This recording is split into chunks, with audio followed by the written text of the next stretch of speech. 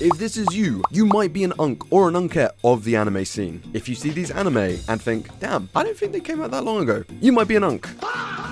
If you've ever given Haruhi Suzumiya a 10 out of 10, you might be an unk. If you've ever written a paragraph explaining why Haruhi Suzumiya deserves a 10, you are definitely an unk. If you've used any of these websites, you might be an unk. Or if you've ever watched anime on YouTube watching episode 144, part 37 of Naruto, only having watched half the parts because the other half just weren't there no matter where you looked for them, you are most definitely an unk. If you had to hide the fact that you watched anime at school, you might be an unk. Like nowadays, some of the biggest celebrities and online personalities on the planet are anime fans. Everyone's got an anime picture. Streamers are LARPing with some cosplay of a series they watched through TikTok clips. But back then, if someone found out you watched anime, it was over. Your school life was finished. You were done. You were cooked. Roll credits. You were no longer known by your actual name. You were now the anime guy.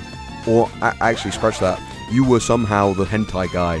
Despite nobody even knowing what hentai actually was. Somehow the allegation would appear anyway, and you'd spend years being a normal functioning member of society, then one day someone overhears you say to your mate, "Oh hey, did you watch that last episode of Attack on Titan?" And just like that, everything you worked for is gone. Bro, they were literally treating you like those guys from prison school, bro. And everybody knew, the tiny year 7s knew, the dinner ladies knew. Totally not speaking from experience, by the way. But anyway, small tangent, back to unk screening. If you know what this is, or ever pranked your friends with this, you are an unk. And finally, if you know anything about these innocent numbers on the screen, then you can't be saved, and you don't need me to tell you what you are, because you know what you are. But don't worry, today, my fellow unk and unkettes, I come bearing gifts.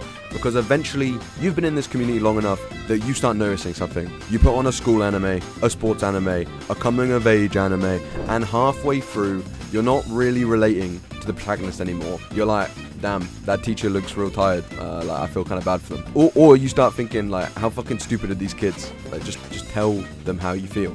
Like, it's over, you're cooked. The unkification process has been completed. Now, don't get me wrong, I still love a good coming of age story. But sometimes I want a protagonist whose biggest concern isn't passing maths. Like a show that has an adult cast, maybe deals with the struggles around a job, adult relationships, or darker, more mature themes in fantasy shows. An MC who is making terrible life decisions with a fully developed frontal lobe. So instead of rewatching Death Note and Fullmetal Alchemist for the 20th time while saying, they don't make them like this anymore, today I'll be recommending some anime that are perfect for seasoned veterans of the anime trenches. Shows that either make you forget you're an unk or make you feel even more like one. But either way, you're going to enjoy them. I know you will. So let's get into it. And first up, we have the definitely not funded by Smoking Lobby's romance, Smoking Behind the Supermarket with You. And this show is mega comfy. We find ourselves with middle-aged guy called Sasaki in a normal job who just gets frustrated. You know, it's a classic job. Every single meeting, it doesn't go anywhere. He just gets into arguments with his boss, or his boss is just upset with him. And at the end of his day, the only thing that really brings any joy back into his world is by visiting his local supermarket. So every evening after work, he goes and he buys some cigarettes and he goes and buys some crisps. But that's not what really gives him the joy. His joy comes from seeing his favorite cashier, Yamada. And it just restores a bit of life into him when he's served by her, because it makes him happy that there is someone who is working so hard at her job and, and really just putting in a lot of effort for other people. But one day she's off work, so bummed out, Sasaki goes round back in order to just, light up a cig. But he doesn't come across Yamada, he comes across definitely not Yamada. Definitely not. It is instead Tayama, who is very quick to tease him about the fact that she's noticed that whenever Yamada is on the tills, Sasaki will always go and be served by her, even if there is a free, or even if there's a shorter line on another queue. He'll always go to her every single time. And they go back and forth, and then it kind of ends up being a way for them both to express their problems with daily adult life and kind of, stress out to one another. And it's all just very wholesome, where we just get to kind of be a fly on the wall while these guys just vent to one another and make each other feel better. It's great. This is like a diamond of the Unk and Unket scene. It's a gem that has a bit of relatability because everyone has had bad days. Everyone has also had days where connecting to someone has made that day just so much better. Just by talking about it and just by like discussing the struggles and tribulations of life, and that ends up healing your heart a little bit. It actually reminds me of a more healthy version of the show After the Rain, which is very similar to this show, however with an age gap that, let's just say, is a little bit more problematic. However, the writer handles the relationship in a mature manner that stops it from being really weird and instead is fairly endearing, if not a little bit concerning at times, with the girl more aggressively pursuing the male.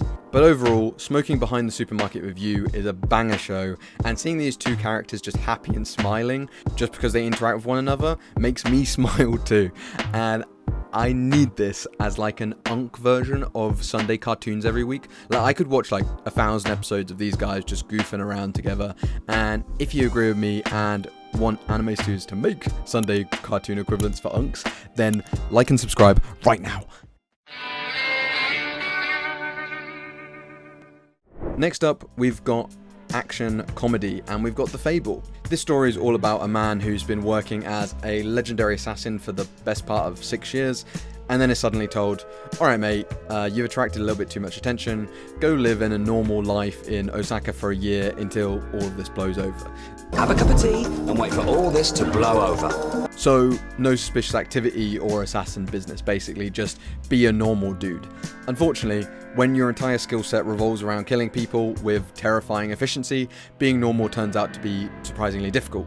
So, Akira Sato, also known as The Fable, moves to Osaka with his driver, who's posing as his sister, to help keep him out of trouble. And from there, the show somehow manages to bounce between full-blown Yakuza conflicts and Akira not understanding that maybe walking around completely naked when you have guests over isn't socially acceptable. Because despite being one of the deadliest men in Japan, he's also just kind of a weird bloke. And that's where so much of the comedy comes from. Watching a man who could probably eliminate an entire room of people in under a minute struggle with basic human interaction is pretty funny.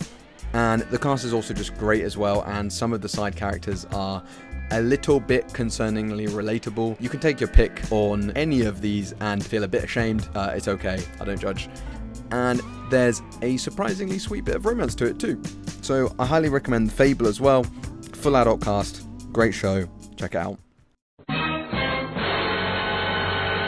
Now, I had to talk about Nana on this channel because it's in my top 10, it's one of my favourite anime of all time, and I believe if you are an adult watching this show, you will have a drastically different opinion than if you are a teenager, because this show is made up of characters ranging from prominently 18 to 30-year-olds that are often completely in the wrong, but their reasons for acting that way, and the way they do act, also is sometimes completely justifiable from their POV.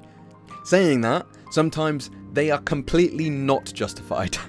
Just to be clear. So, Nana is a story about two women named Nana. They both find themselves alone in Tokyo for very different reasons.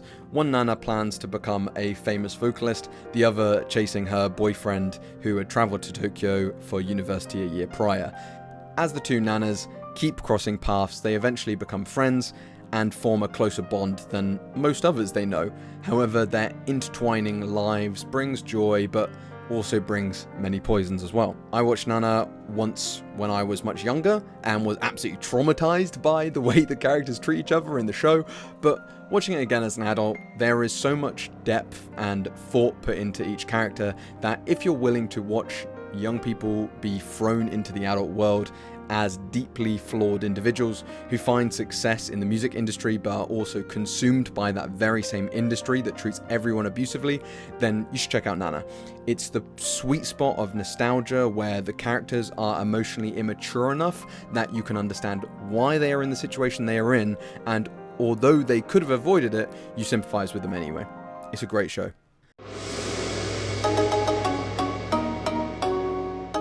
The final show in this list is Grand Blue, and let's just say Grand Blue is funny as fuck. It is set at a university where all the main characters are part of a diving school, and all they do is get naked, drink, and make fools of themselves. Now, I don't know about you guys, but when I was at uni, I was doing at least 2 of those things on the daily, so low-key, hella relatable, because when you're at uni, you're just doing the most immature, dumb shit with the boys just to figure out how far you can go, and that is exactly what Grand Blue is all about. Also, really weird that this is the second time that I've mentioned getting naked in this video, but whatever. I cannot understate how fucking funny this show is, and I guarantee you there will be moments watching this show where you are full belly laughing from just the absolute insanity of the main cast and the absolute audacity some of them have to sabotage one another in order to get what they want. Like, the characters are all incredibly flawed individuals in various different ways, from being a siscon to a full-on As you may have gathered, these guys don't do a lot of diving despite being in the diving club, but again, if you have ever been in any clubs in uni, then you know you don't really do a whole lot of your activity, because literally 90% of the time you spend are in bars or pubs doing some stupid challenge. So if you're at uni, you'll find the show pretty relatable, and if you're past that point, then you'll find it super funny and maybe a bit nostalgic as well. So if you want to have a good laugh, then you should check out Grand Blue. Now, there are a bunch more shows that I could go through, but that's all we have time for today, so my honorable mentions are on screen now. So if the ones I presented today didn't pick your fancy, then you should go check out some of these. They're all amazing shows, and if you want to see more lists like this, then let me know. And with that, I will say thank you to the Unk and Unkettes out there who finished this video and watched all the way through, and if you liked it, then please subscribe and like the video as well, and I will see you in the next one.